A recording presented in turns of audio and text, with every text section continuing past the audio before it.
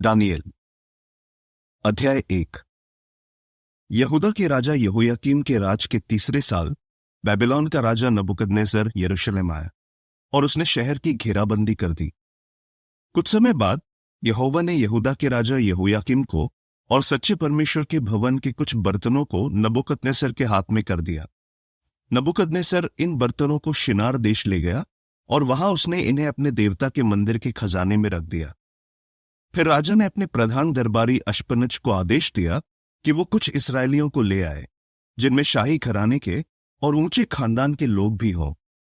उसने कहा कि ये ऐसे नौजवान होने चाहिए जिनमें कोई खामी न हो, वो दिखने में सुंदर हो, उनमें बुद्धि, ज्ञान और पैनी समझ हो और वो राजमहल में सेवा करने के काबिल हो। अश्पनज को आज्ञा दी गई थी कि वो उन नौजवानों को कसदियों के साहित्य और उनकी भाषा की शिक्षा दे। राजा ने ये आज्ञा भी दी कि उन्हें हर दिन वही लजीज खाना और दाख मदिरा दी जाए जो राजा को दी जाती है। 3 साल तक उन्हें तालीम दी जानी थी। इसके बाद उन्हें राजा की सेवा शुरू करनी थी। जिन नौजवानों को लाया गया था उनमें से कुछ यहूदा गोत्र से थे। उनके नाम थे दानिएल, हनन्याह, मिशाएल और अजर्याह। इन नौजवानों को मुख्य दरबारी ने नए नाम दिए। उसने दानिएल को बेलतेशस्सर नाम दिया, हनन्याह को शद्रक, मिशाएल को मेशक और अजर्याह को अबेदनेगो। मगर दानिएल ने अपने दिल में ठान लिया था कि वो न तो राजा के यहां से मिलने वाला लजीज खाना खाएगा, न ही उसकी दाख मदिरा पिएगा, ताकि खुद को दूषित न करे। इसलिए उसने मुख्य दरबारी से गुजारिश की कि उसे छूट दी जाए ताकि वो इन चीजों से खुद को दूषित न करे। और सच्चे परमेश्वर ने मुख्य दरबारी को दानिएल पर कृपा और दया करने के लिए उभारा। मगर मुख्य दरबारी ने दानिएल से कहा, मैं अपने मालिक राजा से डरता हूं जिसने तुम लोगों का खान पान तय किया है। अगर वो देखेगा कि तुम अपनी उम्र के दूसरे नौजवानों के मुकाबले कमजोर लग रहे हो तो जानते हो क्या होगा? तुम्हारी वजह से मैं राजा के सामने दोषी ठहरूंगा। तब दानिएल ने उस अधिकारी से बात की जिसे मुख्य दरबारी ने दानिएल, हनन्याह, मिशाएल और अजर्याह की देखभाल की जिम्मेदारी सौंपी थी। दानिएल ने उससे कहा, मेहरबानी करके अपने सेवकों को 10 दिन तक परख कर देख। हमें खाने के लिए साग सब्जी और पीने के लिए पानी दे। फिर देख कि कौन दिखने में अच्छा लगता है, हम या राजा के यहां से लजीज खाना खाने वाले नौजवान। इसके बाद तो फैसला करना कि तू अपने इन सेवकों के साथ आगे क्या करेगा। अधिकारी ने उनका सुझाव मान लिया और उन्हें 10 दिन तक परखा। 10 दिन के आखिर में ये नौजवान शाही खाना खाने वाले सभी जवानों से ज्यादा अच्छे और तंदुरुस्त दिख रहे थे। इसलिए अधिकारी उन्हें ठहराया गया लजीज खाना और दाख मदिरा देने के बजाय साग सब्जियां ही देता रहा। और सच्चे परमेश्वर ने इन चारों नौजवानों को ज्ञान, बुद्धि और हर तरह के साहित्य के बारे में अंदरूनी समझ दी। उसने दानिएल को हर तरह के दर्शन और सपनों के बारे में समझ दी। राजा नबूकदनेस्सर ने जो समय तय किया था उसके आखिर में मुख्य दरबारी ने उन नौजवानों को उसके सामने पेश किया। जब राजा ने उनसे बात की तो उसने पाया कि उन सब नौजवानों में दानिएल, हनन्याह, मिशाएल और अजर्याह जैसा कोई नहीं है और वो राजा के सामने सेवा करते रहे। राजा जब भी उनसे ऐसे मामले पर बात करता जिसके लिए बुद्धि और समझ की जरूरत होती तो वो पाता कि वो उसके पूरे राज्य के जादू टोना करने वाले सभी पुजारियों और तांत्रिकों से 10 गुना बेहतर हैं। और दानिएल राजा कुस्रू के राज के पहले साल तक वहीं रहा। अध्याय 2। नबूकदनेस्सर ने अपने राज के दूसरे साल कई सपने देखे और उसका मन इतना बेचैन हो गया कि वो सो नहीं पाया। इसलिए राजा ने आदेश दिया कि जादू टोना करने वाले पुजारियों, तांत्रिकों, टोना टोटका करने वालों और कसदियों को बुलाया जाए ताकि वो राजा को उसके सपने बताएं। इसलिए वो सब आए और राजा के सामने खड़े हुए। राजा ने उनसे कहा, मैंने एक सपना देखा है। मैं जानना चाहता हूं कि वो सपना क्या है। मैं जानने के लिए बहुत बेचैन हूं। तब कसदियों ने राजा से अरामी भाषा में कहा, हे राजा, तू युग युग जिए। अपने सेवकों को वो सपना बता, फिर हम उसका मतलब बताएंगे। राजा ने कसदियों से कहा, तुम लोग बताओ कि मैंने क्या सपना देखा और उसका मतलब क्या है, वरना तुम्हारे टुकड़े टुकड़े कर दिए जाएंगे और तुम्हारे घर आम लोगों के लिए शौचालय बना दिए जाएंगे।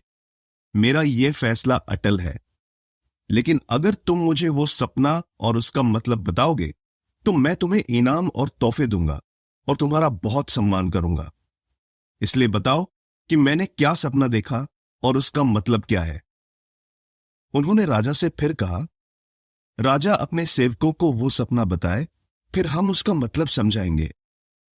तब राजा ने कहा, मैं अच्छी तरह जानता हूं कि तुम टाल मटोल कर रहे हो, क्योंकि तुम जानते हो कि मेरा फैसला अटल है। अगर तुम मुझे वो सपना नहीं बताओगे तो तुम सब के लिए वो सजा तय है। लेकिन तुम सब ने मिलकर सोचा है कि समय के गुजरते शायद मैं अपना मन बदल दूंगा और तब तक तुम मुझे झूठी बातें बताकर धोखे में रखोगे, मगर ऐसा कुछ नहीं होने वाला। मैं कहता हूं, तुम मुझे वो सपना बताओ ताकि मैं जानूं कि तुम उसका मतलब भी समझा सकोगे।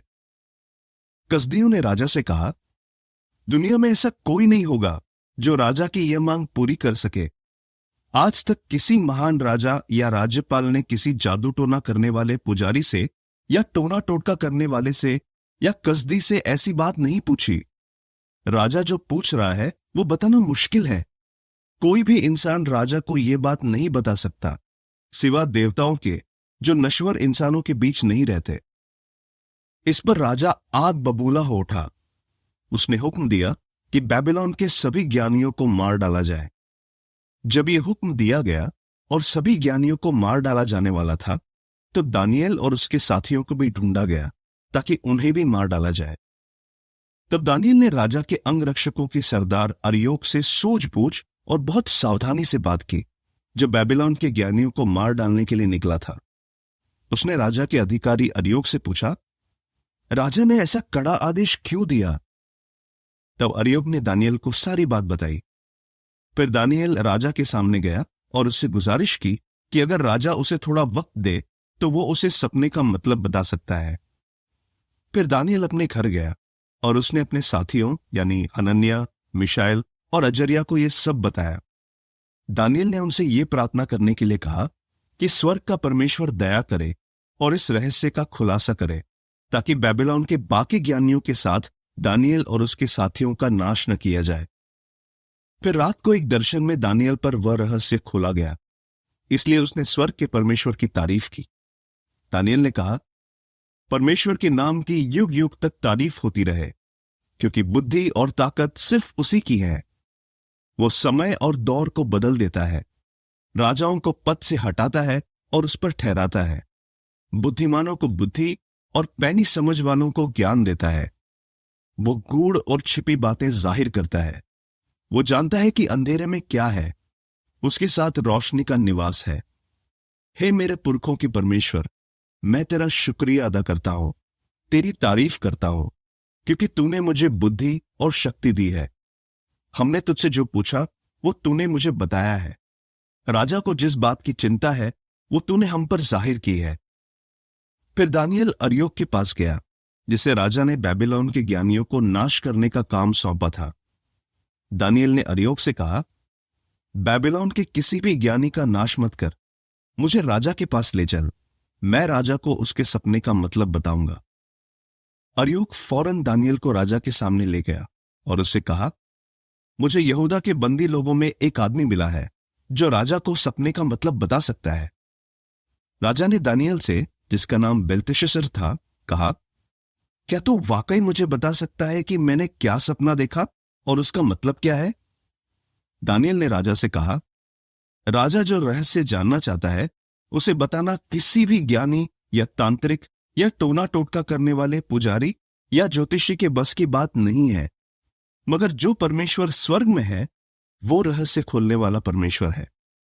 उसने राजा नबूकदनेस्सर को बताया है कि आखिरी दिनों में क्या होने वाला है। अब सुन कि तूने बिस्तर पर कौन सा सपना और कौन से दर्शन देखे थे।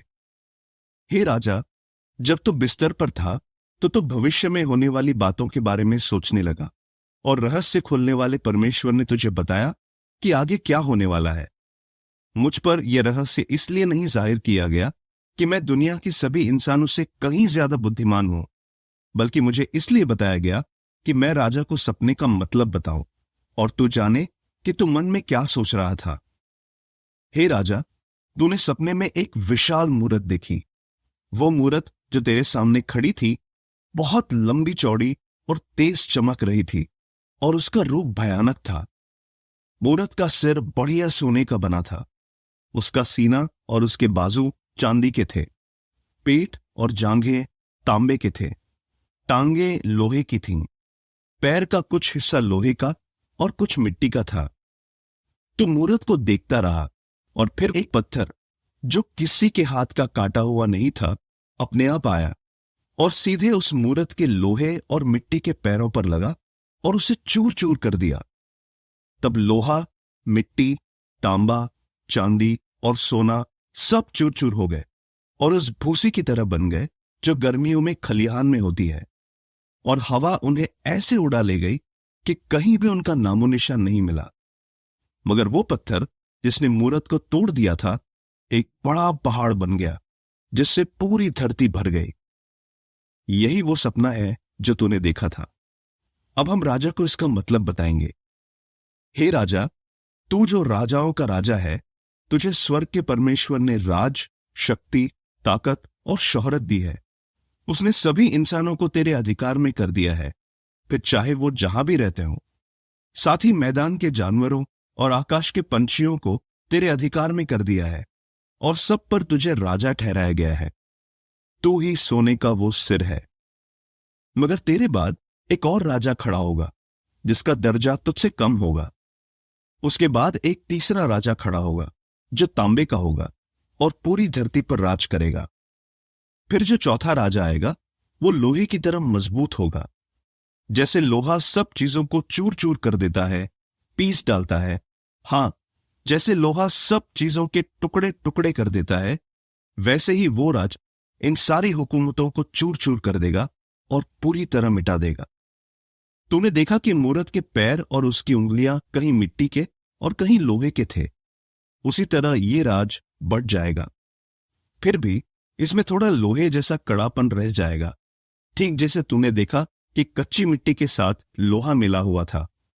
जैसे पैरों की उंगलियां कहीं लोहे की और कहीं मिट्टी की थीं, वैसे ही यह राज एक मामले में मजबूत होगा तो दूसरे में कमजोर। जैसे तूने देखा कि कच्ची मिट्टी और लोहा मिला हुआ था, वैसे ही इस राज के कुछ हिस्से लोगों से मिले होंगे, मगर वो एक दूसरे से नहीं जुड़े रहेंगे, ठीक जैसे लोहा मिट्टी से नहीं जुड़ता। उन राजाओं के दिनों में स्वर्ग का परमेश्वर एक ऐसा राज कायम करेगा जो कभी नाश नहीं किया जाएगा। वो राज किसी और के हाथ में नहीं किया जाएगा। वो राज इन सारी हुकूमतों को चूर चूर करके उनका अंत कर डालेगा और सिर्फ वही हमेशा तक कायम रहेगा। ठीक जैसे तूने देखा कि पहाड़ में से एक पत्थर बिना किसी के हाथ के काटे आया और उसने लोहे, तांबे, मिट्टी, चांदी और सोने को चूर चूर कर डाला। महान परमेश्वर ने राजा को बताया है कि भविष्य में क्या होगा। यह सपना सच्चा है और इसका जो मतलब बताया गया है वो भरोसे के लायक है। तब राजा नबूकदनेस्सर दानियल के सामने मुंह के बल जमीन पर गिरा और उसने दानियल का सम्मान किया। उसने आदेश दिया कि दानियल को भेंट दी जाए और उसके आगे धूप जलाया जाए। राजा ने दानियल से कहा, वाकई तुम्हारा परमेश्वर सब ईश्वरों से महान ईश्वर है, सब राजाओं का मालिक है और रहस्य खोलने वाला परमेश्वर है। यही वजह है कि तू यह रहस्य बता पाया। फिर राजा ने दानियल का पद और ऊंचा कर दिया, उसे कई बेहतरीन तोहफे दिए और बेबीलोन के पूरे प्रांत का शासक और बेबीलोन के सभी ज्ञानियों का मुख्य प्रशासक ठहराया। और दानियल की गुजारिश पर राजा ने शद्रक, मेशक और अबेदनेगो को बेबीलोन के प्रांत के प्रशासन के अधिकारी ठहराया। मगर दानियल राजा के दरबार में ही काम करता रहा। अध्याय 3। राजा नबूकदनेस्सर ने सोने की एक मूरत बनवाई जिसकी ऊंचाई 60 हाथ और चौड़ाई 6 हाथ थी। उसने ये मूरत बेबीलोन के प्रांत में दूरा नाम के मैदान में खड़ी कराई। फिर राजा नबूकदनेस्सर ने सूबेदारों, प्रशासकों, राज्यपालों, सलाहकारों, खजांचियों, न्यायियों, नगर अधिकारियों और अलग अलग प्रांतों के सभी अधिकारियों को खबर भेजी कि वो उसकी खड़ी कराई मूरत के उद्घाटन पर आए। इसलिए सूबेदार, प्रशासक, राज्यपाल, सलाहकार, खजांची, न्यायी, नगर अधिकारी और अलग अलग प्रांतों के सभी अधिकारी राजा नबूकदनेस्सर की खड़ी कराई मूरत के उद्घाटन पर हाजिर हुए। वो सभी उस मूरत के सामने खड़े हो गए। तब संदेश ऐलान करने वाले ने जोर जोर से ऐलान किया, अलग अलग राष्ट्रों और भाषाओं के लोगों, सुनो, तुम सबको यह हुक्म दिया जाता है कि जब तुम नरसिंगे, बांसुरी, सुरमंडल, छोटे सुरमंडल, तारों वाले बाजे, मशकबीन और बाकी सभी साजों की आवाज सुनोगे तो तुम सब गिरकर सोने की उस मूरत की पूजा करोगे जो राजा नबूकदनेस्सर ने खड़ी कराई है। जो कोई गिरकर उसकी पूजा नहीं करेगा उसे फौरन धधकते भट्टे में फेंक दिया जाएगा। इसलिए जब नरसिंगे, बांसुरी, सुरमंडल, छोटे सुरमंडल, तारों वाले बाजे और बाकी सभी साजों की आवाज सुनाई पड़ी तो सब राष्ट्रों और भाषाओं के लोगों ने गिरकर सोने की उस मूरत की पूजा की जो राजा नबूकदनेस्सर ने खड़ी कराई थी। उस समय कुछ कसदी लोग राजा के पास आए और यहूदियों पर इल्जाम लगाने लगे। वो राजा नबूकदनेस्सर से कहने लगे, हे राजा, तो युग युग जिए। हे राजा, तूने हुक्म दिया था कि हर वो इंसान जो नरसिंगे, बांसुरी, सुरमंडल, छोटे सुरमंडल, तारों वाले बाजे, मशकबीन और बाकी सभी साजों की आवाज सुनता है वो गिरकर सोने की मूरत की पूजा करे, और जो कोई ऐसा नहीं करेगा उसे धधकते भट्टे में फेंक दिया जाएगा। फिर भी हे राजा, 3 यहूदी आदमियों ने तेरी बिल्कुल इज्जत नहीं की। वो शद्रक, मेशक, अबेदनेगो है जिन्हें तूने बेबीलोन के प्रांत के प्रशासन का जिम्मा सौंपा है। वो तेरे देवताओं की सेवा नहीं करते और उन्होंने तेरी खड़ी कराई सोने की मूरत को पूजने से इंकार कर दिया है। यह सुनकर नबूकदनेस्सर क्रोध और जलजलाहट से भर गया और उसने हुक्म दिया कि शद्रक, मेशक और अबेदनेगो को उसके सामने पेश किया जाए। तब उन आदमियों को राजा के सामने लाया गया। नबूकदनेस्सर ने उनसे कहा, शद्रक, मेशक और अबेदनेगो, क्या यह सच है कि तुम लोग मेरे देवताओं की सेवा नहीं करते और तुमने मेरी खड़ी कराई सोने की मूरत को पूजने से इंकार कर दिया है? अब सुनो, जब तुम्हें नरसिंगे, बांसुरी, सुरमंडल, छोटे सुरमंडल, तारों वाले बाजे, मशकबीन और बाकी सभी साजों की आवाज सुनाई पड़े, तब तुम अगर गिरकर मेरी बनाई मूरत को पूजने के लिए तैयार हो जाओगे तो बेहतर होगा। लेकिन अगर तुम उसे पूजने से इंकार करोगे तो तुम्हें फौरन धधकते भट्टे में फेंक दिया जाएगा। ऐसा कौन सा देवता है जो तुम्हें मेरे हाथ से छुड़ा सकता है? शद्रक, मेशक और अबेदनेगो ने राजा से कहा, हे राजा नबूकदनेस्सर, हमें इस बारे में कुछ और नहीं कहना। अगर हमें आग के भट्टे में फेंक दिया जाना है तो यही सही। हमारा परमेश्वर जिसकी हम सेवा करते हैं हमें उस भट्टे से और तेरे हाथ से छुड़ाने की ताकत रखता है। लेकिन अगर वो हमें नहीं छुड़ाता तो भी हे राजा, हम न तेरे देवताओं की सेवा करेंगे न ही तेरी खड़ी कराई मूरत की पूजा करेंगे। तब नबूकदनेस्सर शद्रक, मेशक और अबेदनेगो पर भड़क उठा और उसके चेहरे का भाव बदल गया। उसने हुक्म दिया कि भट्टे को 7 गुना और तेज किया जाए। उसने अपनी सेना के कुछ ताकतवर आदमियों को हुक्म दिया कि वो शद्रक, मेशक और अबेदनेगो को बांधकर धधकते भट्टे में फेंक दे। तब उन तीनों आदमियों को उनके चोगों, टोपियों और दूसरे कपड़ों समेत बांधा गया और धधकते भट्टे में फेंक दिया गया।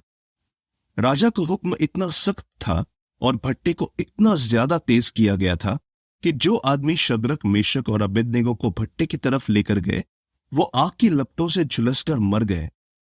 मगर शद्रक, मेशक और अबेदनेगो जो बंधे हुए थे धधकते भट्टे में गिर गए। फिर राजा नबूकदनेस्सर बहुत डर गया और फौरन उठकर अपने बड़े बड़े अधिकारियों से कहने लगा, क्या हमने 3 आदमियों को बांधकर आग में नहीं फेंका था? उन्होंने कहा, हां राजा। उसने कहा, मगर देखो, मुझे तो 4 आदमी आग में खुले घूमते नजर आ रहे हैं और उन्हें कुछ भी नहीं हुआ है, और चौथा आदमी कोई देवता लग रहा है। नबूकदनेस्सर धधकते भट्टे के द्वार पर गया और उसने कहा, शद्रक, मेशक और अबेदनेगो, परम प्रधान परमेश्वर के सेवकों, बाहर निकलो, इधर आओ। शद्रक, मेशक और अबेदनेगो आग में से बाहर निकल आए। वहां जमा हुए सूबेदारों, प्रशासकों, राज्यपालों और राजा के बड़े बड़े अधिकारियों ने देखा कि उन तीनों आदमियों को आग से कुछ नहीं हुआ है। उनका एक भी बाल नहीं झुलसा है और न ही उनके कपड़े जले हैं। उनसे जलने की बू तक नहीं आ रही। तब नबूकदनेस्सर ने ऐलान किया, शद्रक, मेशक और अबेदनेगो के परमेश्वर की तारीफ हो, जिसने अपने स्वर्गदूत को भेजकर अपने सेवकों को बचाया। इन्होंने उस पर भरोसा किया और राजा का हुक्म नहीं माना। अपने परमेश्वर को छोड़ किसी और देवता की सेवा करने और उसे पूजने के बजाय उन्हें मरना मंजूर था। इसलिए मैं आदेश देता हूं कि अगर किसी राष्ट्र या भाषा के लोगों ने शद्रक, मेशक और अबेदनेगो के परमेश्वर के खिलाफ कुछ कहा, तो उनके टुकड़े टुकड़े कर दिए जाएं और उनके घर आम लोगों के लिए शौचालय बना दिए जाएं, क्योंकि ऐसा कोई देवता नहीं जो इस परमेश्वर की तरह छुड़ाने की ताकत रखता हो। फिर राजा ने बेबीलोन के प्रांत में शद्रक, मेशक और अबेदनेगो को ऊंचा ओहदा दिया। अध्याय 4। पूरी धरती पर रहने वाले सभी राष्ट्रों और भाषाओं के लोगों को राजा नबूकदनेस्सर का यह संदेश है, तुम्हारा सुख चैन बढ़ता रहे। मुझे ये बताने में खुशी हो रही है कि परम प्रधान परमेश्वर ने मुझे क्या क्या चिन्ह और अजूबे दिखाए हैं। वाकई उसके चिन्ह क्या ही शानदार हैं और उसके अजूबे उसकी लाजवाब ताकत का सबूत देते हैं। उसका राज सदा कायम रहने वाला राज है और उसका राज पीढ़ी दर पीढ़ी बना रहता है। मैं नबूकदनेस्सर अपने महल में चैन से जी रहा था, एक खुशहाल जिंदगी बिता रहा था। मैंने एक सपना देखा जिससे मैं बहुत घबरा गया। जब मैं बिस्तर पर लेटा था तब मुझे ऐसे दृश्य और दर्शन दिखाई दिए कि मैं बहुत डर गया। इसलिए मैंने हुक्म दिया कि बेबीलोन के सभी ज्ञानियों को मेरे सामने पेश किया जाए, ताकि वो मेरे सपने का मतलब बताएं।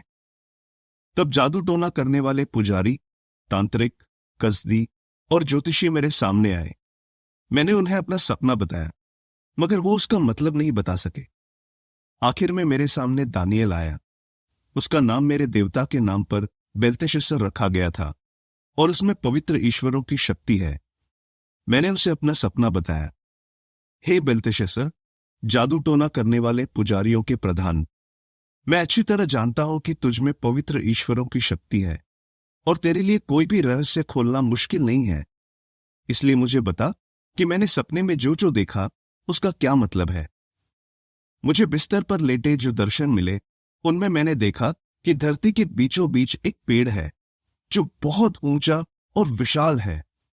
पेड़ बड़ा होकर बहुत मजबूत हो गया। उसकी ऊंचाई आसमान छू रही थी और वो धरती के छोर से भी नजर आता था। उसके पत्ते और डालियां बहुत सुंदर थे। वो फलों से लदा हुआ था और उससे सबके लिए खाना मिलता था। उसकी छांव तले मैदान के जानवर रहते थे। डालियों पर आकाश के पंछी बसेरा करते थे और धरती के सभी प्राणियों को उससे खाना मिलता था। मैंने बिस्तर पर लेटे दर्शन में आगे देखा कि एक पहरेदार, एक पवित्र दूत स्वर्ग से उतर रहा है। उसने बुलंद आवाज में कहा, इस पेड़ को काट डालो, इसकी डालियां काट दो, पत्ते छाड़ दो और फल बिखरा दो। इसके नीचे से जानवर भाग जाए और डालियों से पंछी उड़ जाए, मगर इसके ठूंठ को जड़ों समेत जमीन में ही रहने दो और ठूंठ को लोहे और तांबे के एक बंधन से बांधकर मैदान में घास के बीच छोड़ दो। यह आकाश की ओस से भीगा करे और जानवरों के साथ रहे। इसका मन बदल जाए, इंसान का न रहकर जानवर का मन हो जाए और 7 काल बीतें। पहरेदारों ने यही आदेश सुनाया है और पवित्र दूतों ने इस फैसले का ऐलान किया है, ताकि धरती पर जीने वाले सब लोग जान जाएं कि इंसानी राज्यों पर परम प्रधान परमेश्वर का राज है और वो जिसे चाहे उसके हाथ में राज देता है। वो छोटे से छोटे इंसान को भी राज करने के लिए ठहराता है। यही वो सपना था जो मैंने, राजा नबूकदनेस्सर ने देखा। अब हे बेल्तेशस्सर, तो इसका मतलब बता, क्योंकि मेरे राज्य के बाकी ज्ञानियों में से कोई भी इसका मतलब नहीं बता पाया है, मगर तू बता सकता है, क्योंकि तुझ में पवित्र ईश्वरों की शक्ति है। तब दानियेल, जिसका नाम बेल्तेशस्सर है, एक पल के लिए बिल्कुल सुन्न हो गया और कुछ सोचकर घबराने लगा। राजा ने कहा, हे बेल्तेशस्सर, तू सपने और उसके मतलब के बारे में सोचकर मत घबरा। बेल्तेशस्सर ने कहा, हे मेरे मालिक, यह सपना उन पर पूरा हो जो तुझसे नफरत करते हैं और इसका मतलब तेरे दुश्मनों पर लागू हो।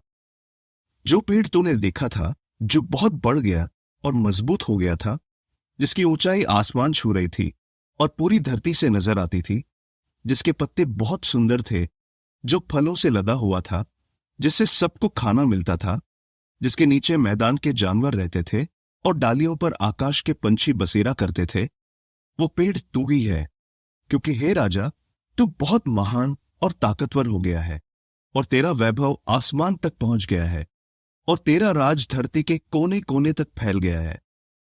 और राजा ने एक पहरेदार को, एक पवित्र दूत को स्वर्ग से उतरते देखा, जो कह रहा था, इस पेड़ को काट डालो और इसे नाश कर दो, मगर इसके ठूंठ को जड़ों समेत जमीन में ही रहने दो, और ठूंठ को लोहे और तांबे के एक बंधन से बांधकर मैदान की घास के बीच रहने दो। यह आकाश की ओस से भीगा करे और तब तक मैदान के जानवरों के साथ रहे, जब तक कि 7 काल न बीत जाए। हे राजा, अब सुन कि इसका मतलब क्या है। यह परम प्रधान का फैसला है, जो मेरे मालिक राजा पर बीतना तय है। तुझे इंसानों के बीच से खदेड़ दिया जाएगा, और तू मैदान के जानवरों के साथ रहा करेगा। तू बैलों की तरह घास पत्ते खाएगा। तू आकाश की ओस से भीगा करेगा, और तुझ पर 7 काल बीतेंगे।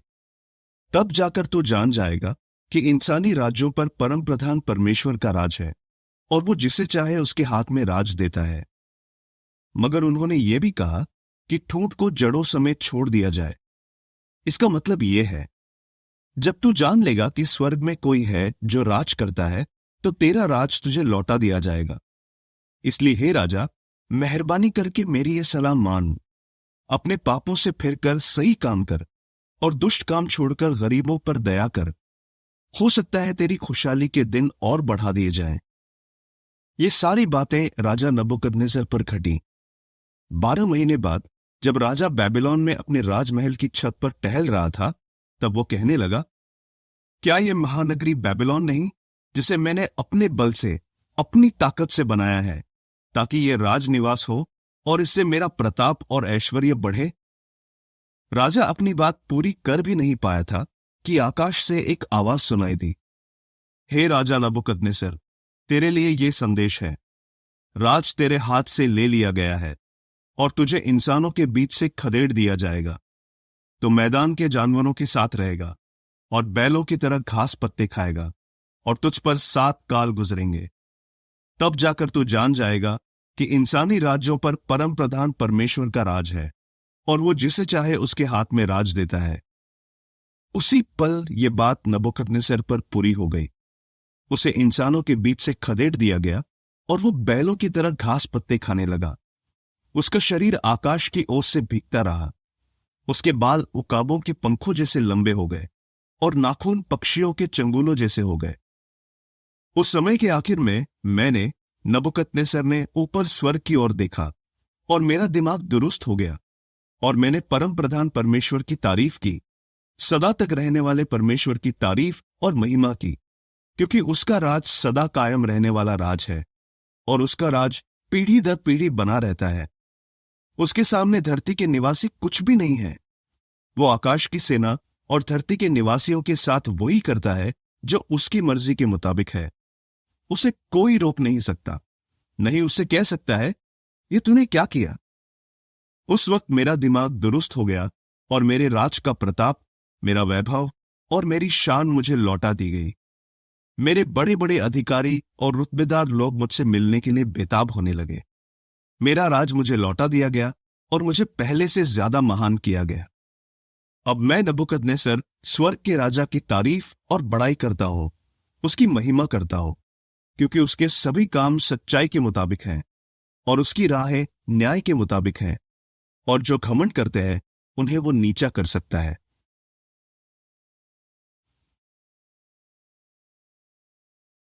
अध्याय 5। राजा बेलशस्सर ने एक बड़ी और आलीशान दावत रखी, और अपने 1000 रुतबेदार लोगों को न्योता दिया।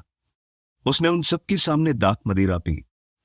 बेलशस्सर ने नशे में धुत होकर हुक्म दिया कि उसका पिता नबूकदनेस्सर यरूशलेम के मंदिर से सोने चांदी के जो प्याले और कटोरे उठा लाया था, वो अब उसके सामने लाए जाएं, ताकि वो और उसके रुतबेदार लोग और उसकी रखैलियां और दूसरी पत्नियां उनमें से पिएं।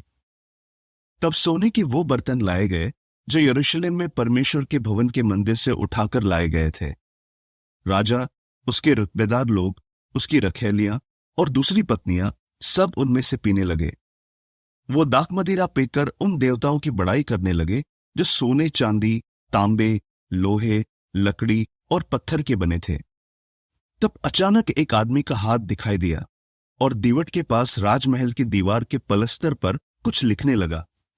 राजा ने उस हाथ को दीवार पर लिखते हुए देखा। राजा का चेहरा पीला पड़ गया और वो कुछ सोचकर घबराने लगा। उसकी कमर के जोड़ हिलने लगे और घुटने आपस में टकराने लगे। राजा ने जोर से चिल्लाकर कहा कि तांत्रिकों, कसदियों और ज्योतिषियों को बुलाया जाए। राजा ने बेबीलोन के ज्ञानियों से कहा, जो कोई ये लिखावट पढ़कर मुझे इसका मतलब बताएगा, उसे बैंजनी कपड़ा पहनाया जाएगा, उसके गले में सोने का हार डाला जाएगा और उसे इस राज्य का तीसरा सबसे बड़ा शासक बनाया जाएगा। तब राजा के सभी ज्ञानी आए, मगर वो न तो लिखावट पढ़ सके, न ही उसका मतलब राजा को बता सके। इसलिए राजा बेल्शस्सर बहुत घबरा गया और उसका चेहरा पीला पड़ गया। उसके रुतबेदार लोग भी उलझन में पड़ गए। राजा और उसके रुतबेदार लोगों की बातें सुनकर रानी दावत खाने में आई। रानी ने कहा, हे राजा, तू युग युग जिए। तेरा चेहरा क्यों पीला पड़ गया? तुझे खौफ खाने की जरूरत नहीं। तेरे राज्य में एक आदमी है जिसमें पवित्र ईश्वरों की शक्ति है। तेरे पिता के दिनों में उस आदमी में ईश्वरों जैसा ज्ञान, अंदरूनी समझ और बुद्धि पाई गई थी। तेरे पिता राजा नबूकदनेस्सर ने उसे जादू टोना करने वाले पुजारियों, तांत्रिकों, कसदियों और ज्योतिषियों का प्रधान ठहराया था। हे राजा, तेरे पिता ने वाकई ऐसा किया था। दानिएल, जिसका नाम राजा ने बेल्तेशस्सर रखा था, बहुत काबिल था। उसमें ज्ञान और अंदरूनी समझ थी, इसलिए वो सपनों का मतलब बता सकता था, पहेलियां बुझा सकता था और कोई भी गुत्थी सुलझा सकता था। इसलिए दानिएल को बुला, वो तुझे इस लिखावट का मतलब बताएगा। तब दानिएल को राजा के सामने लाया गया। राजा ने दानिएल से पूछा, क्या तू दानिएल है? क्या तू उन लोगों में से है जिन्हें मेरा पिता यानी राजा यहूदा से बंदी बनाकर लाया था? मैंने सुना है कि तुझ में ईश्वरों की शक्ति है और तेरे पास कमाल की बुद्धि, ज्ञान और अंदरूनी समझ है। मेरे सामने ज्ञानियों और तांत्रिकों को लाया गया ताकि वो ये लिखावट पढ़कर इसका मतलब मुझे बताएं, मगर वो नहीं बता पा रहे हैं। लेकिन मैंने सुना है कि तेरे पास रहस्य खोलने और गुत्थी सुलझाने की काबिलियत है। इसलिए अगर तू ये लिखावट पढ़कर इसका मतलब मुझे बताए तो तुझे बैंजनी कपड़ा पहनाया जाएगा, तेरे गले में सोने का हार डाला जाएगा और तुझे इस राज्य का तीसरा सबसे बड़ा शासक बनाया जाएगा। दानिएल ने राजा से कहा, मुझे तेरे तोहफे नहीं चाहिए, तू चाहे तो ये सब किसी और को दे दे। फिर भी मैं राजा को ये लिखावट पढ़कर सुनाऊंगा और इसका मतलब बताऊंगा। हे राजा, परम प्रधान परमेश्वर ने तेरे पिता नबूकदनेस्सर को राज, महानता, सम्मान और प्रताप दिया था। परमेश्वर की बदौलत उसे जो महानता हासिल हुई थी, उस वजह से सभी राष्ट्रों और भाषाओं के लोग उसके सामने थरथर कांपते थे। वो जिसे चाहे मार डालता और जिसे चाहे जिंदा छोड़ देता था, जिसे चाहे सम्मान देता और जिसे चाहे नीचा करता था। मगर जब उसका मन घमंड से फूल गया और वो ढीठ हो गया और गुस्ताखी करने लगा, तो उसे राजगद्दी से नीचे उतारा गया और उसकी गरिमा उससे छीन ली गई। उसे इंसानों के बीच से खदेड़ दिया गया। उसका मन जानवर के मन जैसा हो गया और वो जंगली गधों के साथ रहने लगा। वो बैलों की तरह घास पत्ते खाता और उसका शरीर आकाश की ओस से भीगा करता था। ऐसा तब तक होता रहा जब तक कि उसने नहीं जान लिया कि इंसानी राज्यों पर परम प्रधान परमेश्वर का राज है और वो जिसे चाहे उसे राज करने के लिए ठहराता है। मगर हे बेल्शस्सर, तू जो उसका बेटा है, तूने ये सब जानते हुए भी अपने मन को नम्र नहीं किया। इसके बजाय तूने स्वर्ग के मालिक परमेश्वर के खिलाफ जाकर खुद को ऊंचा उठाया और तूने उसके भवन के बर्तन मंगाए। फिर तू और तेरे रुतबेदार लोग, तेरी रखैलियां और दूसरी पत्नियां सब उनमें से पीने लगे और तुम सब ने उन देवताओं की बड़ाई की जो सोने, चांदी, तांबे, लोहे, लकड़ी और पत्थर के बने हैं, जो न कुछ देख सुन सकते हैं और न ही कुछ जानते हैं। मगर तूने उस परमेश्वर की महिमा नहीं की जिसकी बदौलत तू सांस ले रहा है और जिसके हाथ में तेरी जिंदगी है। इसलिए परमेश्वर ने इस हाथ को भेजा और ये शब्द लिखे गए। यहां लिखे गए शब्द हैं, मने, मने, तकेल और परसीम। इन शब्दों का मतलब ये है, मने यानी परमेश्वर ने तेरे राज के दिन गिने हैं और उसका अंत कर दिया है। तकेल यानी तुझे तराजू में तौला गया और तू हल्का पाया गया है। परेस यानी तेरा राज बांट दिया गया है और मादियों और फारसियों को दे दिया गया है। फिर बेलशस्सर के हुक्म पर दानियल को बैंजनी कपड़ा पहनाया गया, उसके गले में सोने का हार डाला गया और यह ऐलान किया गया कि वो इस राज्य का तीसरा सबसे बड़ा शासक होगा। उसी रात कसदी राजा बेलशस्सर मार डाला गया और उसका राज मादी दारा को मिल गया। दारा करीब 62 साल का था। अध्याय 6। दारा को अपने पूरे राज्य पर 120 सूबेदारों को ठहराना सही लगा और उन सूबेदारों पर 3 बड़े बड़े अधिकारी ठहराए गए, जिनमें से एक दानियल था। सूबेदार इन अधिकारियों को सारी बातों की खबर देते थे ताकि राजा को कोई नुकसान न हो। दानियल बहुत ही काबिल था, इसलिए वो दूसरे बड़े बड़े अधिकारियों और सूबेदारों में सबसे खास नजर आने लगा। राजा ने फैसला किया कि वो उसे और भी ऊंचा पद देकर पूरे राज्य पर अधिकार सौंपेगा। उस समय बड़े बड़े अधिकारी और सूबेदार राजकाज के मामले में दानियल में दोष ढूंढने लगे ताकि उस पर कोई इल्जाम लगा सके, मगर उन्हें उसमें कोई दोष नहीं मिला। नहीं उसके खिलाफ भ्रष्टाचार का कोई सबूत मिला, क्योंकि वो एक भरोसेमंद इंसान था, अपने काम में लापरवाह नहीं था और बेईमानी नहीं करता था। वो आदमी कहने लगे, हमें इस दानियल में कोई दोष नहीं मिलेगा जिससे हम उस पर इल्जाम लगा सकें। हमें उसकी शिकायत के लिए कोई ऐसी बात ढूंढनी होगी जो उसके परमेश्वर के नियमों से संबंध रखती हो। इसलिए वो बड़े बड़े अधिकारी और सूबेदार टोली बनाकर राजा के सामने गए और कहने लगे, हे राजा दारा, तू युग युग जिए। राज्य के सभी बड़े बड़े अधिकारियों, प्रशासकों, सूबेदारों, ऊंचे ओहदे के अधिकारियों और राज्यपालों ने आपस में मशविरा करके तय किया है कि लोगों पर पाबंदी लगाने का एक शाही फरमान जारी किया जाए कि अगर 30 दिन तक कोई भी राजा को छोड़ किसी और देवता या इंसान से विनती करे तो उसे शेरों की मान में फेंक दिया जाएगा। इसलिए हे राजा, तू ये फरमान जारी कर दे और इस पर दस्तखत कर दे, ताकि मादियों और फारसियों के कानून के मुताबिक ये बदला न जाए और न ही रद्द किया जाए। इसलिए राजा दारा ने पाबंदी के उस फरमान पर दस्तखत कर दिए। मगर जैसे ही दानियल को पता चला कि उस फरमान पर राजा ने दस्तखत कर दिए हैं, वो अपने घर गया, जिसके ऊपरी कमरे की खिड़कियां यरूशलेम की तरफ खुलती थीं, और पहले की तरह वो हर दिन 3 बार घुटने टेककर अपने परमेश्वर से प्रार्थना करता रहा और उसकी तारीफ करता रहा। तभी वो आदमी धड़धड़ाते हुए अंदर घुस आए और उन्होंने देखा कि दानियल अपने परमेश्वर से विनती कर रहा है और उससे कृपा के लिए मिन्नतें कर रहा है।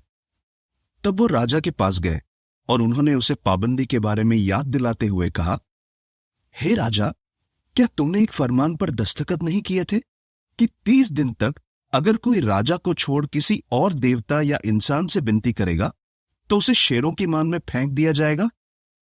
राजा ने कहा, बेशक किया था, और मादियों और फारसियों के अटल कानून के मुताबिक यह फरमान रद्द नहीं किया जा सकता। उन्होंने फौरन राजा से कहा, हे राजा, वो दानियल जो यहूदा से लाए गए बंदियों में से है, उसने तेरी बिल्कुल कदर नहीं की, नहीं उस फरमान की कोई परवाह की जिस पर तूने दस्तखत किए थे। वो दिन में 3 बार प्रार्थना करता है। जैसे ही राजा ने यह बात सुनी, उसे बहुत दुख हुआ और वो दानियल को बचाने की तरकीब सोचने लगा। सूरज ढलने तक उसने दानियल को बचाने की हर मुमकिन कोशिश की।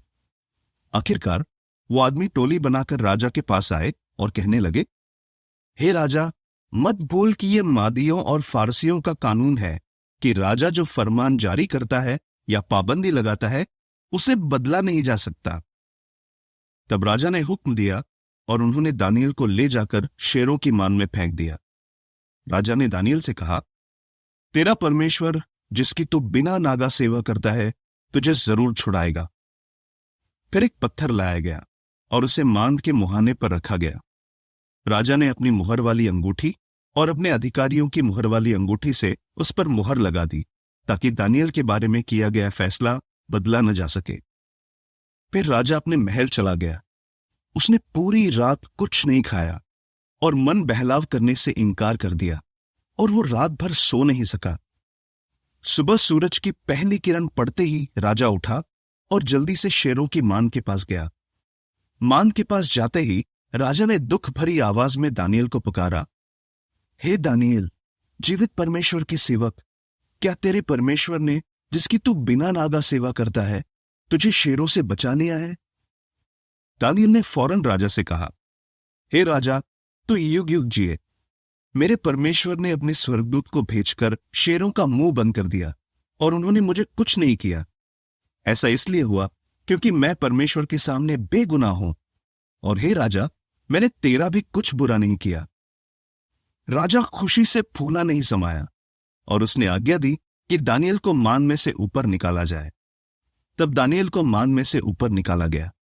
उसके शरीर पर एक खरोंच तक नहीं थी, क्योंकि उसने अपने परमेश्वर पर भरोसा रखा था।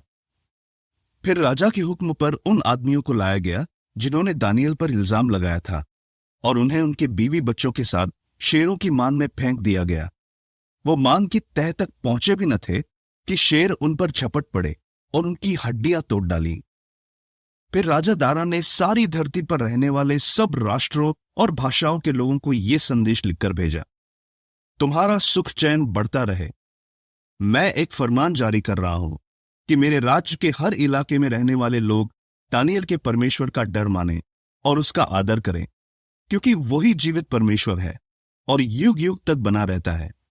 उसका राज कभी नाश नहीं किया जाएगा और उसका राज करने का अधिकार सदा बना रहेगा। वो अपने लोगों को छुड़ाता और बचाता है और आकाश और धरती पर चिन्ह और अजूबे दिखाता है। इसीलिए उसने दानियल को शेरों के पंजों से बचा लिया है। इस तरह दानियल दारा के राज में और फारसी राजा कुसरू के राज में भी कामयाब हुआ।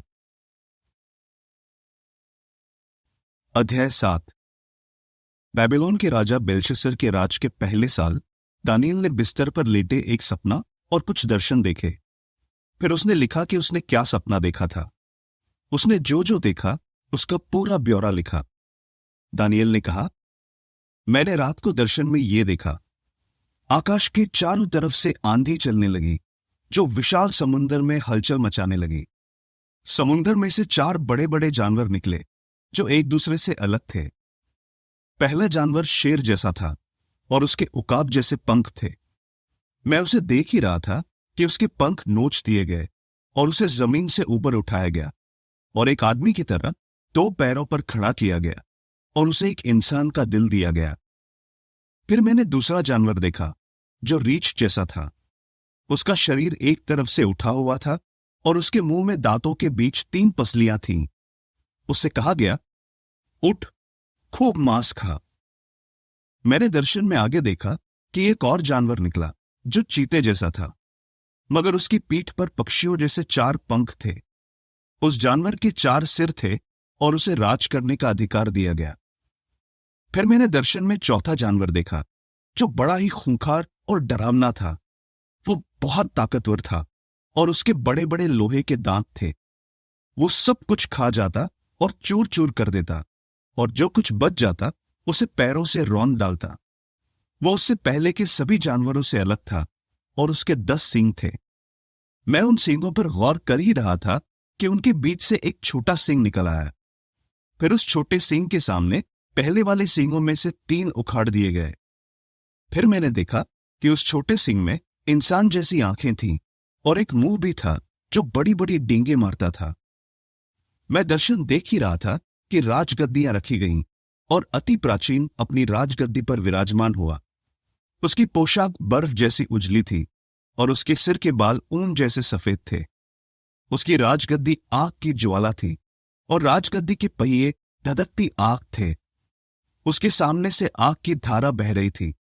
हजारों हजार स्वर्गदूत उसकी सेवा कर रहे थे।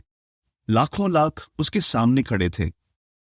फिर अदालत की कार्रवाई शुरू हुई और किताबें खोली गईं। मैं देखता रहा क्योंकि वो सिंह बड़ी बड़ी डींगे हाँक रहा था। मैं देख ही रहा था कि वो जानवर मार डाला गया और उसकी लाश आग में डालकर भस्म कर दी गई। मगर जहां तक बाकी जानवरों की बात है, उनका राज करने का अधिकार छीन लिया गया और उन्हें कुछ समय और जीने दिया गया। मैंने रात के दर्शनों में आगे देखा कि इंसान के बेटे जैसा कोई आकाश के बादलों के साथ आ रहा है। उसे अति प्राचीन के पास जाने की इजाजत दी गई और वो उसे उसके सामने ले गए। उसे राज करने का अधिकार, सम्मान और एक राज दिया गया ताकि सब राष्ट्रों और भाषाओं के लोग उसकी सेवा करें। उसका राज करने का अधिकार सदा बना रहेगा, वो कभी नहीं मिटेगा और उसका राज कभी नाश नहीं होगा। मैं दानिएल मन ही मन बहुत परेशान हो उठा, क्योंकि मैं उन दर्शनों से बहुत डर गया था। वहां जो खड़े थे उनमें से एक के पास मैं गया ताकि उससे पूछूं कि उन दर्शनों का असल मतलब क्या है। तब उसने मुझे जवाब दिया और बताया कि उन बातों का मतलब क्या है। ये 4 बड़े बड़े जानवर 4 राजा हैं जो धरती से उठेंगे, मगर राज सबसे महान परमेश्वर के पवित्र जनों को दिया जाएगा और इस राज पर उनका सदा के लिए अधिकार होगा। हां, युग युग तक उन्हीं का अधिकार होगा। फिर मैंने चौथे जानवर के बारे में ज्यादा जानना चाहा, जो बाकी जानवरों से बिल्कुल अलग था। वो बहुत ही भयानक था और उसके लोहे के दांत और तांबे के पंजे थे।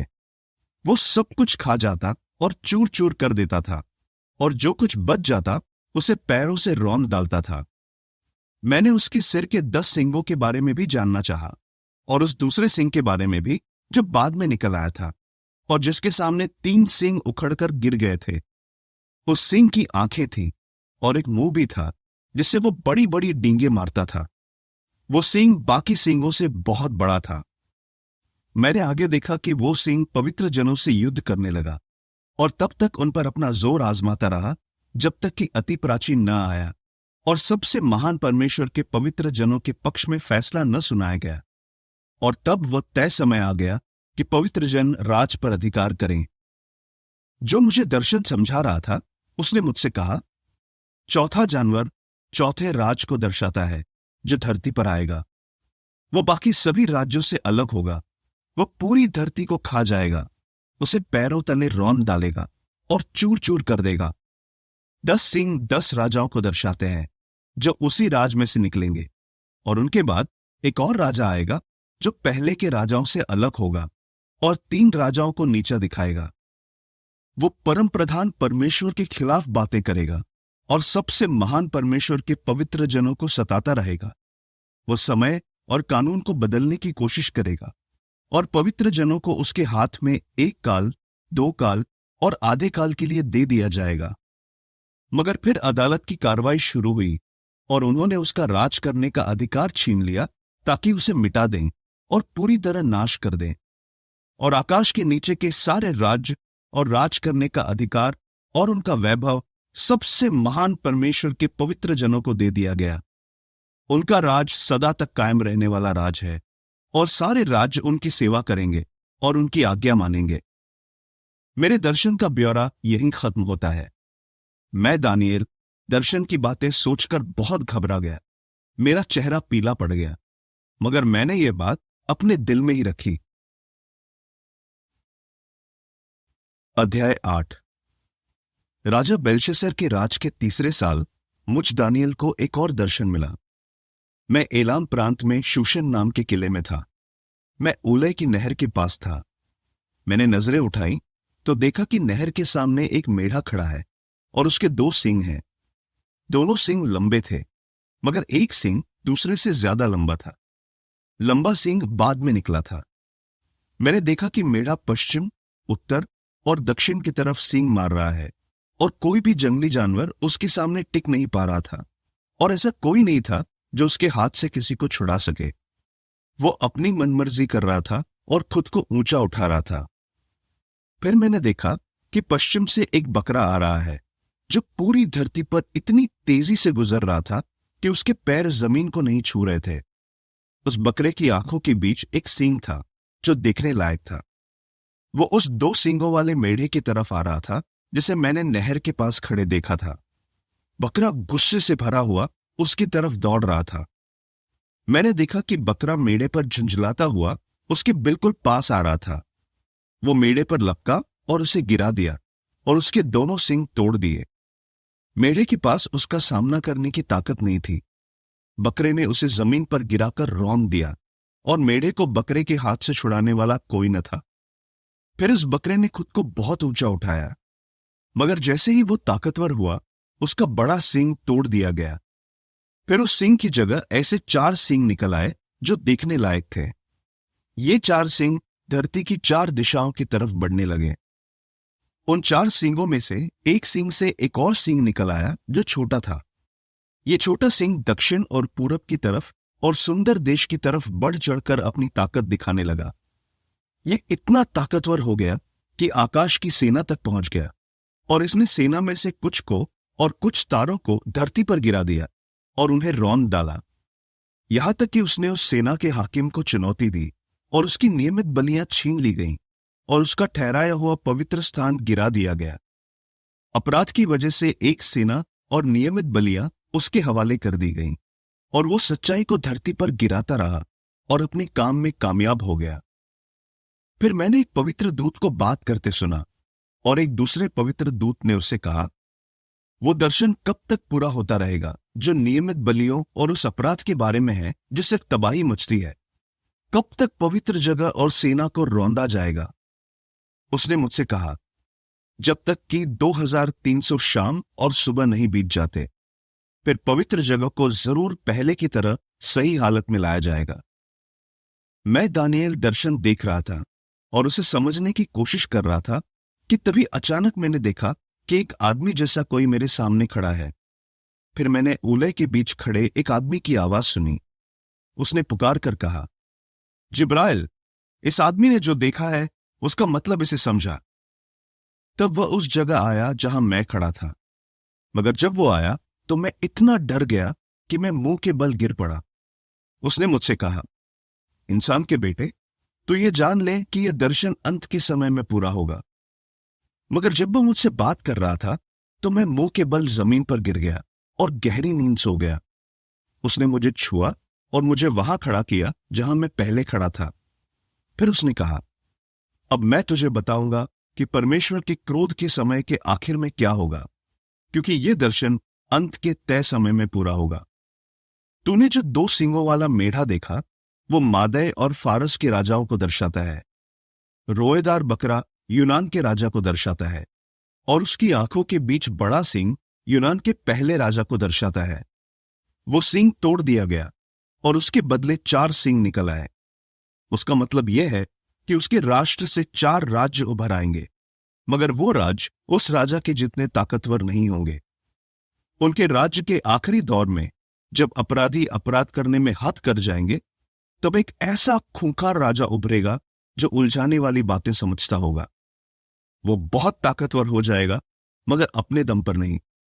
वो बड़े ही अनोखे तरीके से तबाही मचाएगा और अपने हर काम में कामयाब होगा। वो शक्तिशाली लोगों को और पवित्र जनों को भी नाश कर देगा। वो कामयाब होने के लिए चालाकी से दूसरों को धोखा देगा, मन ही मन खुद को बहुत ऊंचा समझेगा और अमन चैन के दौर में बहुत से लोगों को नाश कर देगा।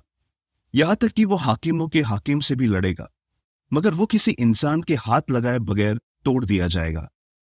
शाम और सुबह के बारे में दर्शन में जो कहा गया था वो सच है, मगर तू ये दर्शन राज रखना, क्योंकि ये आज से बहुत दिनों बाद पूरा होगा। मैं दानिएल पस्त हो गया और कुछ दिनों तक बीमार पड़ा रहा। फिर मैं उठा और राजा के काम में लग गया, मगर मैंने जो देखा था उसकी वजह से मैं सुन्न हो गया और कोई मेरी हालत नहीं समझ पाया था। अध्याय 9। यह मादियों के वंशज दारा का पहला साल था। दारा अहश्वेरोश का बेटा था और उसे कसदियों के राज्य का राजा बनाया गया था। उसके राज के पहले साल मुझ दानिएल को किताबें पढ़कर यह समझ मिली कि यरूशलेम 70 साल तक उजाड़ पड़ा रहेगा, ठीक जैसे यहोवा ने भविष्यवक्ता यिर्मयाह से कहा था। इसलिए मैंने सच्चे परमेश्वर यहोवा की तरफ मुंह किया और उससे गिड़गिड़ाकर मिन्नतें की। साथ ही मैंने उपवास किया, टाट ओढ़ा और खुद पर राख डाली। मैंने अपने परमेश्वर यहोवा से प्रार्थना की और हमारे पाप कबूल करते हुए कहा, हे सच्चे परमेश्वर यहोवा, तू महान और विस्मयकारी परमेश्वर है, अपना करार निभाता है, और जो तुझसे प्यार करते हैं और तेरी आज्ञाएं मानते हैं उन्हें तू अपने अटल प्यार का सबूत देता है। हमने पाप किया, बुरे काम किए, दुष्ट काम किए और तुझसे बगावत की। हम तेरी आज्ञाओं और तेरे न्याय सिद्धांतों से दूर चले गए हमने तेरे सेवकों भविष्यवक्ताओं की बात नहीं सुनी, जिन्होंने तेरे नाम से हमारे राजाओं, हाकिमों, पुरखों और देश के सभी लोगों को बताया था कि उन्हें क्या करना चाहिए। हे यहोवा, तू नेक है, मगर हम शर्मिंदा हैं, जैसे कि आज देखा जा सकता है। यहूदा के लोग, यरूशलेम के निवासी और पूरे इस्राएल के लोग शर्मिंदा हैं, जो पास और दूर के उन सभी देशों में रहते हैं जहां तूने उन्हें तितर बितर कर दिया, क्योंकि उन्होंने तेरे साथ विश्वासघात किया था। हे यहोवा, हम और हमारे राजा, हाकिम और बाप दादे शर्मिंदा हैं, क्योंकि हमने तेरे खिलाफ पाप किया है। हमारा परमेश्वर यहोवा दयालु और माफ करने वाला परमेश्वर है, मगर हमने उससे बगावत की। हमने अपने परमेश्वर यहोवा की आज्ञा नहीं मानी और उसके कानून नहीं माने, जो उसने अपने सेवक भविष्यवक्ताओं के जरिए हमें दिए थे। पूरे इस्राएल ने तेरा कानून लांघा और तेरी बात मानने के बजाय तुझसे मुंह मोड़ लिया। इसलिए तू हम पर वो सारे शाप ले आया जो तूने शपथ खाकर बताए थे और सच्चे परमेश्वर के सेवक मूसा के कानून में लिखवाए थे। हमने वाकई तेरे खिलाफ पाप किया है। परमेश्वर ने हम पर बड़ी विपत्ति लाकर वो बात पूरी की जो उसने हमारे बारे में और हम पर राज करने वाले शासकों के बारे में कही थी। यरूशलेम पर जैसा कहर ढाया गया था, वैसा आज तक आकाश के नीचे कहीं पर भी नहीं ढाया गया। जैसे मूसा के कानून में लिखा था, हम पर ये सारी विपत्तियां आ पड़ी, फिर भी हमने अपने परमेश्वर यहोवा से रहम की भीख नहीं मांगी। हमने गुनाह करना नहीं छोड़ा और तेरी सच्चाई को नहीं समझा। इसलिए यहोवा हम पर नजर रखे हुए था और विपत्ति लाया, क्योंकि हमारा परमेश्वर यहोवा जो कुछ करता है सही करता है, मगर हमने उसकी आज्ञा नहीं मानी। हे हमारे परमेश्वर यहोवा, तू अपने शक्तिशाली हाथ से अपने लोगों को मिस्र से निकाल लाया था और तूने एक बड़ा नाम कमाया जो आज तक मशहूर है। हमने पाप किया है और दुष्ट काम किए हैं। हे यहोवा, तू जो हमेशा नेक काम करता है, मेहरबानी करके अपना क्रोध और जलजलाहट अपने शहर यरूशलेम से, अपने पवित्र पहाड़ से दूर कर दे। हमारे पुरखों के गुनाहों और हमारे पापों की वजह से यरूशलेम और तेरे लोग आसपास के सभी लोगों के बीच बदनाम हो गए हैं। हे हमारे परमेश्वर, अपने इस सेवक की प्रार्थना और मिन्नतें सुन। हे यहोवा, अपने नाम की खातिर अपने मुख का प्रकाश अपने पवित्र स्थान पर चमका जो उजाड़ पड़ा है। हे मेरे परमेश्वर, मेरी प्रार्थना पर कान लगा और सुन। अपनी आंखें खोलकर हमारी बदहाली देख और वो शहर जो तेरे नाम से जाना जाता है, उसकी हालत पर गौर कर। हम इसलिए मिन्नतें नहीं कर रहे हैं कि हमने नेक काम किए हैं, बल्कि इसलिए कि तू बड़ा दयालु है। हे यहोवा, हमारी प्रार्थना सुन। हे यहोवा, हमें माफ कर दे। हे यहोवा, हमारी प्रार्थना पर ध्यान दे और हमारी मदद कर। हे मेरे परमेश्वर, अपने नाम की खातिर देर मत कर, क्योंकि तेरा शहर और तेरे लोग तेरे नाम से जाने जाते हैं। मैं प्रार्थना कर रहा था और अपना और अपने इस्राएली लोगों का पाप कबूल कर रहा था और अपने परमेश्वर यहोवा से उसके पवित्र पहाड़ की खातिर रहम की भीख मांग रहा था। हाँ, मैं प्रार्थना कर ही रहा था कि जिब्राइल नाम का आदमी, जिसे मैंने पहले दर्शन में देखा था, मेरे पास आया। उस वक्त मैं बहुत पस्त हो चुका था और शाम का चढ़ावा अर्पित करने का समय हो रहा था। उसने मुझे समझाते हुए कहा, दानिएल, अब मैं तुझे सब बातों को और भी अच्छी तरह जानने और समझने की काबिलियत देने आया हूं। जब तू मिन्नतें करने लगा तो मुझे एक संदेश मिला और मैं तुझे वो संदेश बताने आया हूं, क्योंकि तू परमेश्वर के लिए बहुत अनमोल है। इसलिए इस संदेश पर गौर कर और दर्शन को समझ। तेरे लोगों और तेरी पवित्र नगरी के लिए 70 हफ्ते ठहराए गए हैं, ताकि अपराध मिटा दिया जाए, पाप का अंत किया जाए, गुनाह के लिए प्रायश्चित किया जाए, सदा के लिए नेकी कायम की जाए, दर्शन और भविष्यवाणी पर मुहर लगाई जाए और परम पवित्र का अभिषेक किया जाए।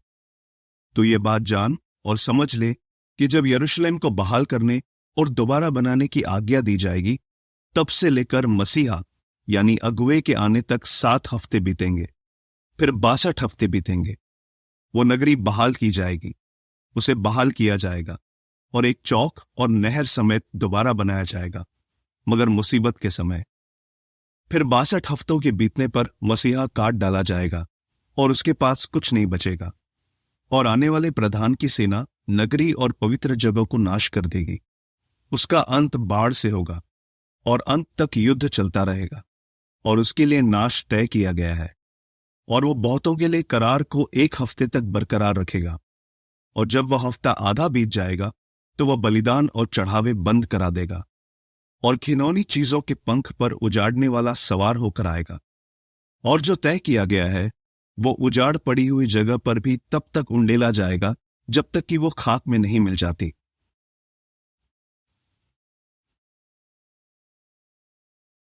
अध्याय 10।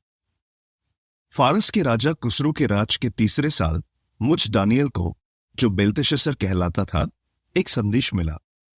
वो संदेश सच्चा था और एक बड़ी लड़ाई के बारे में था। दानियल ने उस संदेश को समझ लिया और उसने जो देखा था उसके बारे में उसे समझ दी गई। उन दिनों मैं दानियल 3 हफ्ते से मातम मना रहा था। मैंने 3 हफ्तों से न तो बढ़िया बढ़िया पकवान और गोश्त खाया, न ही दाख मदिरा को मुंह लगाया, और मैंने शरीर पर तेल भी नहीं मला। पहले महीने के 24वें दिन जब मैं महानदी टिग्रिस के किनारे था, तब मैंने नजरें उठाईं तो एक आदमी को देखा जो मलमल की पोशाक पहने हुए था, और उसकी कमर पर उफाज के सोने का बना कमरबंद था। उसका शरीर करकेटक रत्न की तरह था, चेहरा बिजली की तरह चमक रहा था, आंखें जलती मशालों की तरह थीं। उसकी बाहें और पैर चमचमाते तांबे जैसे दिख रहे थे, और उसकी आवाज भीड़ की आवाज जैसी बुलंद थी। वो दर्शन सिर्फ मैंने देखा, जो आदमी मेरे साथ थे उन्होंने नहीं देखा। फिर भी वो थरथर कांपने लगे और भागकर कहीं छिप गए। फिर मैं अकेला रह गया, और जब मैंने ये अनोखा दर्शन देखा तो बिल्कुल बेजान सा हो गया, लाचार और मरियल सा हो गया, और मुझ में ताकत नहीं रही। फिर मैंने उस आदमी को बोलते हुए सुना, मगर जब वो बोल रहा था तो मैं मुंह के बल जमीन पर गिर गया और गहरी नींद सो गया। मगर फिर किसी के हाथ ने मुझे छुआ और मुझे हिलाया, ताकि मैं जाग जाऊं और हाथों और घुटनों के बल खड़ा हो जाऊं। फिर उसने मुझसे कहा, हे दानियल, तू जो परमेश्वर के लिए बहुत अनमोल है, मैं तुझे जो बताने जा रहा हूं उस पर ध्यान दे। तू जहां खड़ा था वहां खड़ा हो जा, क्योंकि मुझे तेरे पास भेजा गया है। जब उसने ऐसा कहा तो मैं खड़ा हो गया और कांपता रहा। फिर उसने मुझसे कहा, हे दानियल, तू मत डर। जिस दिन तूने इन बातों को समझने के लिए मन लगाया और अपने परमेश्वर के सामने खुद को नम्र किया, उसी दिन से तेरी प्रार्थना सुनी गई, और इसी वजह से मैं तेरे पास आया हूं। मगर फारस राज्य का हाकिम 21 दिन तक मेरा विरोध करता रहा। फिर मिकाएल, जो सबसे बड़े हाकिमों में से है, मेरी मदद करने आया, और मैं फारस के राजाओं के पास खड़ा रहा। मैं तुझे ये समझाने आया हूं कि आखिरी दिनों में तेरे लोगों पर क्या बीतेगी, क्योंकि ये दर्शन भविष्य में पूरा होगा। जब उसने मुझसे ये बातें कही तो मैंने जमीन की तरफ मुंह किया और मुझसे कुछ बोलते न बना। फिर जो आदमी जैसा दिख रहा था उसने मेरे होंठ छुए, और तब मैं बोलने लगा। मेरे सामने जो खड़ा था उससे मैंने कहा, मेरे मालिक, दर्शन की वजह से मैं कांप रहा हूं, मुझ में जरा भी ताकत नहीं है। इसलिए मालिक, तेरा ये सेवक तुझसे कैसे बात कर सकता है? मुझ में जरा भी ताकत नहीं है, बिल्कुल भी जान नहीं है। फिर जो आदमी जैसा दिख रहा था उसने मुझे दोबारा छुआ और मेरी हिम्मत बंधाई। उसने मुझसे कहा, हे दानियल, तू जो परमेश्वर के लिए बहुत अनमोल है, मत डर, तेरा भला हो, हिम्मत रख, हाँ हिम्मत रख। जब उसने ऐसा कहा तो मुझे हिम्मत मिली, और मैंने कहा, मेरे मालिक, अब तू बोल, क्योंकि तूने मेरी हिम्मत बंधाई है। फिर उसने मुझसे कहा, क्या तू जानता है कि मैं तेरे पास क्यों आया हूं? अब मैं वापस जाकर फारस के हाकिम से युद्ध करूंगा। जब मैं जाऊंगा तो यूनान का हाकिम आएगा। फिर भी मैं तुझे वो बातें बताऊंगा जो सच्चाई की किताब में लिखी हैं। तेरे हाकिम मिकाएल के सिवा कोई और इन बातों में मेरा पूरा साथ नहीं दे रहा है। अध्याय 11। मादी दारा के राज के पहले साल मैं उसकी हिम्मत बंधाने और उसे मजबूत करने के लिए खड़ा हुआ। अब मैं तुझे एक सच्ची बात बताने जा रहा हूं। देख, फारस में 3 और राजा उठेंगे, और चौथा राजा बाकियों से ज्यादा दौलत इकट्ठी करेगा। और जब वो अपनी दौलत के दम पर ताकतवर हो जाएगा तो वो हर किसी को यूनान के राज्य के खिलाफ भड़काएगा। फिर एक ताकतवर राजा उठेगा और एक बड़े इलाके पर राज करेगा और अपनी मनमानी करेगा। मगर उसके उठने के बाद उसके राज्य के टुकड़े टुकड़े कर दिए जाएंगे और 4 दिशाओं में बिखरा दिए जाएंगे। उसका राज उसके वंशजों को नहीं दिया जाएगा और जो उसके बाद आएंगे उनका इलाका उसके इलाके जितना नहीं होगा, क्योंकि उसका राज जड़ से उखाड़ दिया जाएगा और दूसरों का हो जाएगा। दक्षिण का राजा यानी उसके हाकिमों में से एक ताकतवर हो जाएगा, मगर कोई और उससे ज्यादा ताकतवर होगा और एक बड़े इलाके पर राज करेगा और वो उससे ज्यादा अधिकार पाएगा। कुछ साल बाद वो एक संधि करेंगे। दक्षिण के राजा की बेटी उत्तर के राजा के पास आएगी ताकि उनके बीच एक समझौता हो, मगर उस बेटी की ताकत मिट जाएगी और न राजा टिकेगा न ही उसकी ताकत रहेगी और बेटी दूसरे के हवाले कर दी जाएगी। बेटी और उसे लाने वाले और उसका पिता और वो जिसने उन दिनों उसे ताकतवर बनाया था सब दूसरों के हवाले कर दिए जाएंगे। उस बेटी की जड़ों में से एक अंकुर निकलकर अपने पिता की जगह लेगा। वो सेना के पास आएगा और उत्तर के राजा के किले पर हमला करेगा और उनके खिलाफ कदम उठाकर उन्हें जीत लेगा। साथ ही वो उनके देवताओं, उनकी धातु की मूर्तों और उनकी सोने चांदी की मनभावनी चीजों को लेकर और उनके लोगों को बंदी बनाकर मिस्र लौट आएगा। वो कुछ साल तक उत्तर के राजा पर हमला नहीं करेगा, मगर उत्तर का राजा दक्षिण के राजा के राज्य पर हमला करेगा, लेकिन फिर वो अपने देश लौट जाएगा। उसके बेटे युद्ध की तैयारी करेंगे और एक बड़ी विशाल सेना इकट्ठी करेंगे। वो जरूर आगे बढ़ेगा और एक बाढ़ की तरह सब कुछ बहा ले जाएगा, मगर फिर वो वापस चला जाएगा और युद्ध करता हुआ अपने किले में लौट जाएगा। दक्षिण का राजा कड़वाहट से भर जाएगा और निकल पड़ेगा और उससे यानी उत्तर के राजा से युद्ध करेगा। वो एक बड़ी भीड़ इकट्ठी करेगा, मगर भीड़ उसके हवाले कर दी जाएगी। उस भीड़ को ले जाया जाएगा। उसका मन घमंड से फूल जाएगा और वो लाखों लोगों को गिराएगा, फिर भी वो अपनी ताकत का फायदा नहीं उठाएगा। उत्तर का राजा लौट आएगा और पहले से भी बड़ी भीड़ इकट्ठी करेगा। उस दौर के खत्म होने पर यानी कुछ साल बाद वो एक विशाल सेना के साथ जरूर आएगा जो हथियारों से पूरी तरह लैस होगी। उस समय दक्षिण के राजा के खिलाफ बहुत से लोग उठ खड़े होंगे। तेरे लोगों में से जो खूंखार हैं वो बहकावे में आकर दर्शन को पूरा करने की कोशिश करेंगे, मगर वो ठोकर खाकर गिर जाएंगे। उत्तर का राजा आएगा और एक किलेबंद शहर के चारों तरफ घेराबंदी की ढलान खड़ी करेगा और उस पर कब्जा कर लेगा।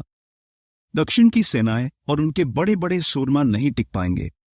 उनके पास मुकाबला करने की ताकत नहीं होगी। दक्षिण के राजा के खिलाफ आने वाला अपनी मनमानी करेगा और उसके सामने कोई नहीं टिक पाएगा।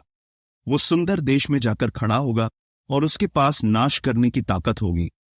वो अपने राज्य की पूरी ताकत को लेकर पक्के इरादे के साथ आएगा, मगर फिर वो उस राजा के साथ समझौता करेगा और कदम उठाएगा।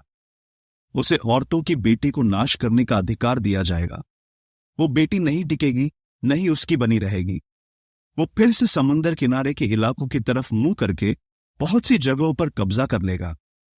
इसने दूसरों के हाथों जो बेइज्जती सही है उसे एक सेनापति आकर दूर कर देगा। वो और बेइज्जत न होगा, क्योंकि वो बेइज्जती करने वाले को ही बेइज्जत कर देगा। फिर राजा अपने देश के किले की तरफ मुंह करेगा। वो लड़खड़ा कर गिर जाएगा और उसका पता भी न चलेगा। उसकी जगह एक और राजा आएगा जो वैभवशाली राज्य के पूरे इलाके में कर वसूलने वाले को भेजेगा।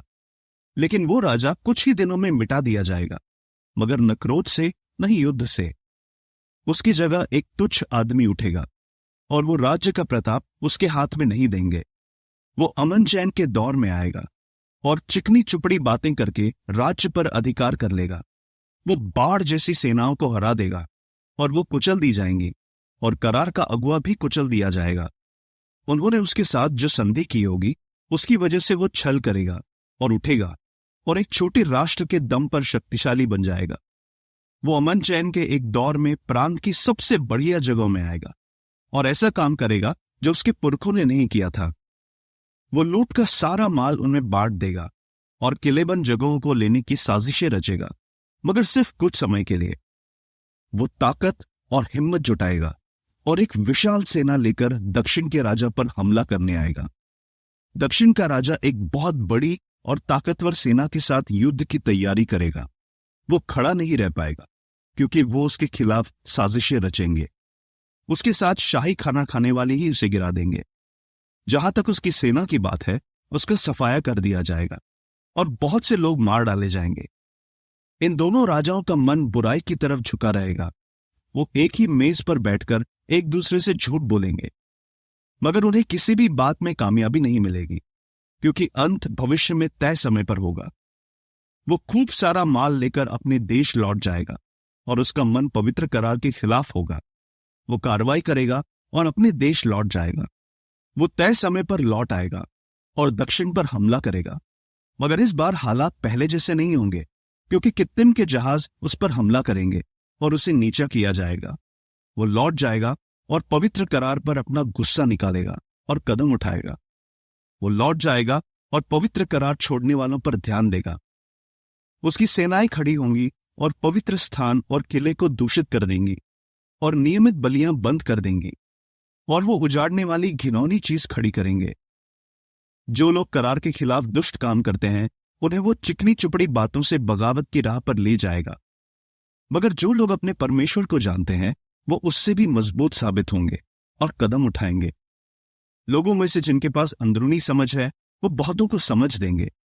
उन्हें कुछ दिनों तक तलवार, आग की ज्वाला, बंधुआई और लूटमार से गिराया जाएगा, मगर जब उन्हें गिराया जाएगा तो उन्हें थोड़ी मदद दी जाएगी। बहुत से लोग चिकनी चुपड़ी बातें कहकर उनसे मिल जाएंगे और अंदरूनी समझ रखने वालों में से कुछ लोग गिरा दिए जाएंगे ताकि उनकी वजह से शुद्ध करने का काम हो सके और साफ करने और उजला करने का काम अंत के समय तक चलता रहे, क्योंकि यह सब भविष्य में तय समय पर पूरा होगा। राजा अपनी मनमानी करेगा। वो हर देवता से खुद को ऊपर उठाएगा और उनसे ज्यादा खुद की बड़ाई करेगा।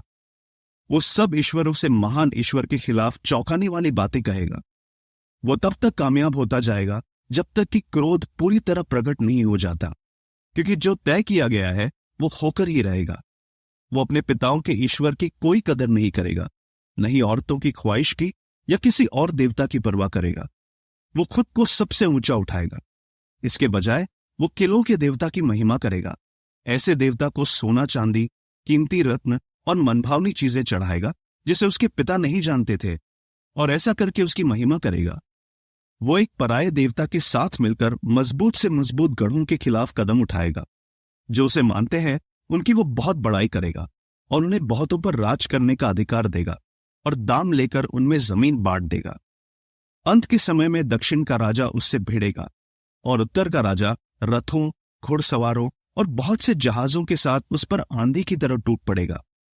वो कई देशों में घुस जाएगा और बाढ़ की तरह सब कुछ बहा ले जाएगा। वो सुंदर देश में भी घुस जाएगा और बहुत से देश हरा दिए जाएंगे, मगर जो उसके हाथ से बच जाएंगे वो ये हैं: एदोम, मोआब और अम्मोनियों का सबसे खास हिस्सा। वो कई देशों की तरफ अपना हाथ बढ़ाता जाएगा और मिस्र देश भी नहीं बचेगा। वो मिस्र के छिपे खजाने यानी सोने, चांदी और वहां की सारी मनभावनी चीजों का मालिक बन जाएगा। लिबिया और इथियोपिया के लोग उसके कदमों में होंगे, मगर पूरब और उत्तर से मिलने वाली खबरों से वो बेचैन हो उठेगा और बड़ी जलजलाहट में आकर बहुतों को नाश करने और मिटाने के लिए निकल पड़ेगा। वो अपने शाही तंबू विशाल सागर और सुंदर देश के पवित्र पहाड़ के बीच खड़े करेगा। आखिरकार उसका अंत हो जाएगा और उसकी मदद करने वाला कोई न होगा। अध्याय 12। उस समय के दौरान मिकाएल खड़ा होगा, वो बड़ा हाकिम जो तेरे लोगों की तरफ से खड़ा है। और संकट का ऐसा समय आएगा जैसा एक राष्ट्र के बनने से लेकर उस समय तक नहीं आया होगा। उस समय के दौरान तेरे लोग बच जाएंगे। हर कोई जिसका नाम किताब में लिखा है बच जाएगा। और जो मिट्टी में मिल गए हैं और मौत की नींद सो रहे हैं, उनमें से कई लोग जाग उठेंगे, कुछ हमेशा की जिंदगी के लिए तो कुछ बदनामी और हमेशा का अपमान सहने के लिए। जिनमें अंदरूनी समझ है वो आसमान की तरह तेज चमकेंगे, और जो बहुतों को नेकी की राह पर लाते हैं वो तारों की तरह हमेशा हमेशा तक चमकते रहेंगे। और हे दानियल, तू इस किताब को मोहरबंद कर दे और अंत के समय तक इसकी बातों को राज रख।